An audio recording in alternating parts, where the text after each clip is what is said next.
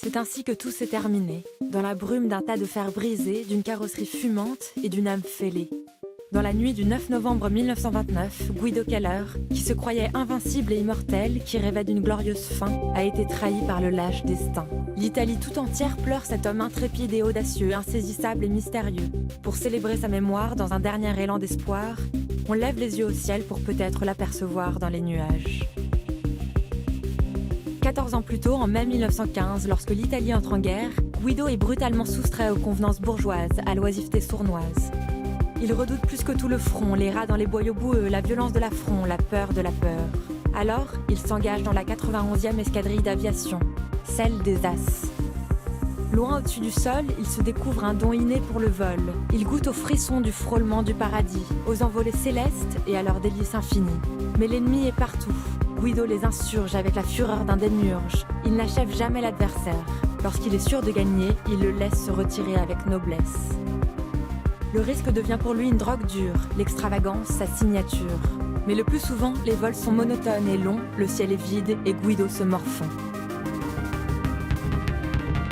Pour tromper l'ennui, il transforme son cockpit en salon et installe service à thé, talisman et roman. Il aspire avec nonchalance de grands rails de poudre blanche. Le vol devient fabuleux. Dans la tempête de ciel bleu, l'as de cœur s'élance provocateur. Transporté par le grondement du moteur comme par une énergie divine. Enivré par le parfum du danger, il prend un virage serré, confond ses bras avec les ailes de l'appareil, s'engouffre dans les vallées, survole les crêtes enneigées et côtoie les anges. Guido éprouve alors le sentiment troublant de ne faire plus qu'un avec le firmament. On l'appelle l'aigle non pas parce qu'il ressemble à l'oiseau royal, mais parce que même les rapaces essayent de lui ressembler. En novembre 1918, lorsque prend fin la guerre, il redescend brutalement sur terre. Accro au combat militaire, le sevrage est pour lui abominable. Il écrit « Ô ennui épouvantable, tu es plus mortel que les balles ». Persuadé que la guerre est loin d'être gagnée, Guido dénonce une victoire mutilée. À Venise, il rencontre le grand poète Gabriele D'Annunzio. L'écrivain qui rêvait d'une Italie agrandie se sent humilié au plus profond de lui. Il s'anime d'un nationalisme fervent, d'un irrédentisme brûlant et persuade Guido de le suivre dans un rêve aussi fou que démesuré, s'emparer au nord de l'Italie de la ville de Fiume. Le 12 septembre 1919, derrière le commandant D'Annunzio, Guido marche au clair de lune avec 2500 soldats de fortune. Déserteurs et conjurés, insoumis et gueules cassées, tous marchent vers la ville de Fiume. Sans une goutte de sang, sans un coup de feu, la ville est à eux. Guido est transporté d'ivresse. Artiste, anarchiste, prostituée, accourt à Fiume. Dans le nouvel état, la vie devient une fête permanente, un théâtre d'extase. Guido est nommé secrétaire d'action, il participe à la nouvelle constitution. Les femmes peuvent voter, les homosexuels sont acceptés, le salaire minimum garanti. Pour ravitailler la ville, Guido organise des opérations de piraterie. Les soldats l'adulent autant que les officiers le craignent. À l'ombre d'un figuier, il crée un comité de dandys et d'esprits libérés. Et Guido décrète que désormais, le chaos fait société. Tandis que D'Annunzio rencontre Mussolini, Keller, lui, se réfugie dans la poésie. Parfois seul sur la plage, il se promène au crépuscule, à moitié nu, habillé en Neptune.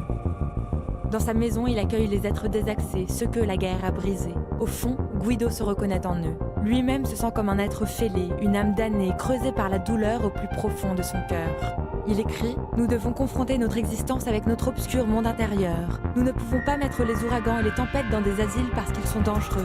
Nous devons vivre au milieu des araignées et des serpents. Cet ennemi intime, nous l'aimons car il est en nous. Et à chaque aube, nus sur les falaises de la vie, nous le combattons et nous existons. » En novembre 1920, il apprend écœuré qu'il en est fini de Fiume. Alors que les troupes italiennes s'apprêtent à reprendre la ville, il s'envole pour Rome.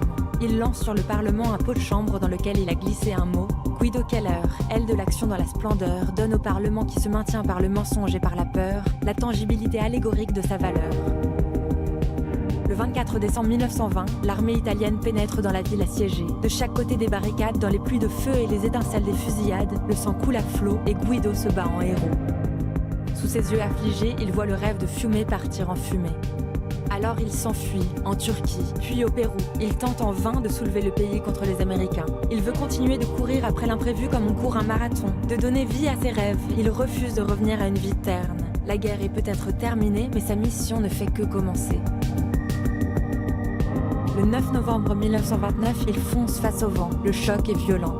En une fraction de seconde, Guido disparaît dans la fumée de sa carrosserie brûlée. Mussolini en profite pour détourner sa mémoire. En grande pompe, il organise des funérailles nationales. De cet aventurier marginal, de ce poète récalcitrant aux étiquettes, de cet homme dont seul le ciel et la maison, le Duce veut faire un héros de la nation. Loin au-dessus des nuages, du haut de ces cieux, le poète immortel regarde la scène avec un sourire qui raille. Il se serait bien passé de ses funérailles.